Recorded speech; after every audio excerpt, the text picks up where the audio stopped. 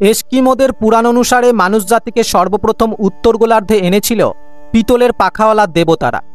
Red ইন্ডিয়ানদের পুরাণ বলছে এক বজ্রবৃহঙ্গম তাদের এনে দিয়েছিল আগুন, উপহার দিয়েছিল সুমিষ্ট ফল। মায়ান পুরাণ পোপল ভুর মতে দেবতারা সব চিনতেন, সব জানতেন। অন্তরিক্ষে উড্ডীয়মান যানে বসে তারা নজর রাখতেন মহাবিশ্বের উপর, চিনতেন চারটে দিককেই। কোপার্নিকাস গ্যালিলিওর জন্মের বহু আগে থেকেই তারা জানতেন পৃথিবী গোলাকার, পৃথিবী সূর্যকে প্রদক্ষিণ করে আর চন্দ্র পৃথিবীকে। আচ্ছা, ধাতুপক্ষী বলতে সঠিক কোন বস্তুকে বোঝাতে চেয়েছে এই এস্কিমোদের পুরাণ? রেড ইন্ডিয়ানদের বজ্রবিহঙ্গম আসলে ঠিক কি বস্তু? নমস্কার, আজকের প্রতিবেদনে আপনাদের প্রত্যেককে স্বাগত। প্রাক-ইনকা ধর্ম পুরাণগুলিতে বলা আছে মহাকাশের তারায় রয়েছে জীবের বসতি। তাদের মতে দেবতারা আসতেন কৃত্তিকা নক্ষত্রপুঞ্জ থেকে।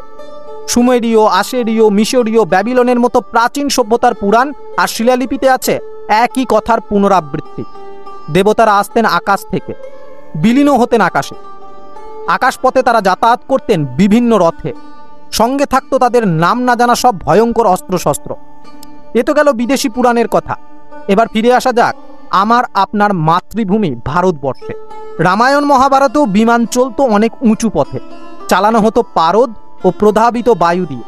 আধুনিক বিমানের মতো অনায়াসেই তারা দূরের যাত্রাপথ অতিক্রম করতে পারত বিমানে চেপে, চলতে পারত সামনে পেছনে উপর নিচে। মহাভারতেই বলছে ভীমসেন সূর্যের ন্যায় তেজ সম্পন্ন মেঘ গম্ভীর নিঃসন বজ্রযানে সানন্দে আরোহণপূর্বক গমন করিলেন।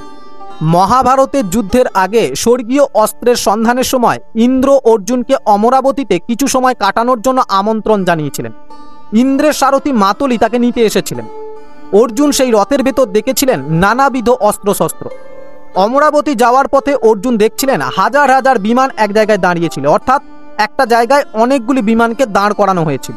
এখানে অর্জুন একটা আশ্চর্য কথা বলছেন, আকাশের উপর থেকে অত বড় বড় বিমানগুলোকেও ছোট ছোট লাগছে। এই বর্ণনা নিশ্চয় কবিকল্পিত হতে পারে না।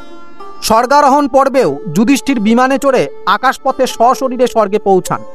এগুলোও নিছক কল্প কাহিনী হতে পারে না। এবার আসা যাক দ্বারকা নগরীতে।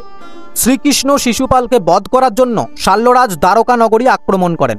শাল্যরাজ সৌভ বিমানে চড়ে দ্বারকাতে আসেন। তিনি দ্বারকাকে চারিদিকে সৈন্য দিয়ে ঘিরে এবং নিজে দ্বারকাকে আকাশপথে আক্রমণ করেন। দ্বারকাও বিভিন্ন অস্ত্রশস্ত্র দ্বারা সজ্জিত হয়ে ওঠে, কিন্তু সে কথা এখানে প্রয়োজন নেই। শাল্যরাজের সৌভ বিমান দেখে দ্বারকাবাসী বেশ ভয় পায়।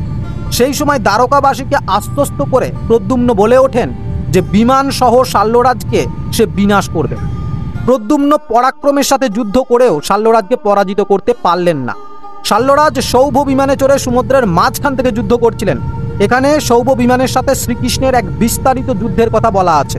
শেষমেশ সুদর্শন চক্র দ্বারা সৌভ বিমানকে ধ্বংস করতে হয়। আর বিমান ধ্বংসের যা বর্ণনা দেওয়া আছে তাও আধুনিক যুগের বিমান ক্রাশকে মনে করায়। মহাভারতের ছত্রে ছত্রে বিমান ব্যবহারের কথা আছে, যার বহু প্রমাণ দেওয়া যায়। এমনকি ক্রিস্টোফার সি ডয়েল মহাভারত সিক্রেটে বলেছিলেন মহাভারতে নাকি একটা আলাদা করে পর্ব ছিল যার নাম বিমান পর্ব। রহস্যময় কারণে অশোকের সময়কালে তা ধ্বংস করে দেওয়া হয়।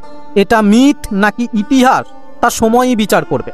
এখন এই বিমান নিয়ে একদল মানুষ ইচ্ছাকৃতভাবে ব্যঙ্গ করে বলবেন ঘোড়া, রাজহাঁস, গাধা অথবা হাতি তাদের আকাশপথে টেনে নিয়ে যাচ্ছে।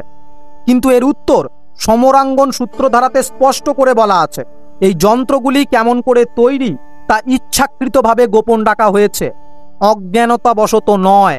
হয়তো চালিকা শক্তি ইউনিটগুলি ইচ্ছাকৃতভাবে এই প্রাণীদের মতো তৈরি করা হয়েছিল।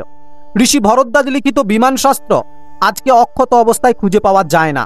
সেই বিমান শাস্ত্রে বিমান চালকদের জন্য ঋষি ভরদ্বাজ 32টি রহস্যময় প্রযুক্তির ব্যবহারের কথা বলেছিলেন। এখন স্বাভাবিকভাবেই প্রশ্ন উঠে আসবে এত উন্নত প্রযুক্তি নষ্ট হলো কিভাবে? আমার ধারণা হয়তো মহাভারতের যুদ্ধের সময় পারমাণবিক শক্তি ব্যবহারের ফলে শুধুমাত্র বিশ্বের বিরাট জনসংখ্যারই ধ্বংস হয়েছিল এমন নয়, বরং মানব সভ্যতা তখনও পর্যন্ত যে সমস্ত প্রযুক্তি ও সভ্যতার অগ্রগতি ঘটিয়েছিল সেটাও ধ্বংস হয়ে যায়। ভেবে দেখুন, আজ যদি মহাভারতের মতো অত বড় একটা বিশ্বযুদ্ধ হয় তাহলে মানব জাতির কি অবস্থা হবে? প্রাচীনকালের মানুষ তো আর পৃথিবীর সব জায়গাতে বাস করতেন না, কিন্তু আজ মানুষ পৃথিবীর প্রায় সকল অক্ষাংশেই বাস করেন। এটা হয়তো উন্নয়নের ক্ষতি নাও করতে পারে, তবে প্রযুক্তির অত্যাধুনিক প্রান্তে থাকা বিজ্ঞানীরা মার্কিন যুক্তরাষ্ট্র, রাশিয়া, ইউরোপ, ভারত বা চীনে বসবাসকারী এবং যারা কাজ করেন তাদের বিরাট ক্ষতি হবে। পিছনে থাকা লোকেরা সুপারসনিক বিমান, ক্ষেপণাস্ত্র, সাবমেরিন, রকেট লঞ্চার এসব মনে রাখবেন, কিন্তু সেগুলি তৈরি করার প্রয়োজনীয় প্রযুক্তি নাও থাকতে পারে।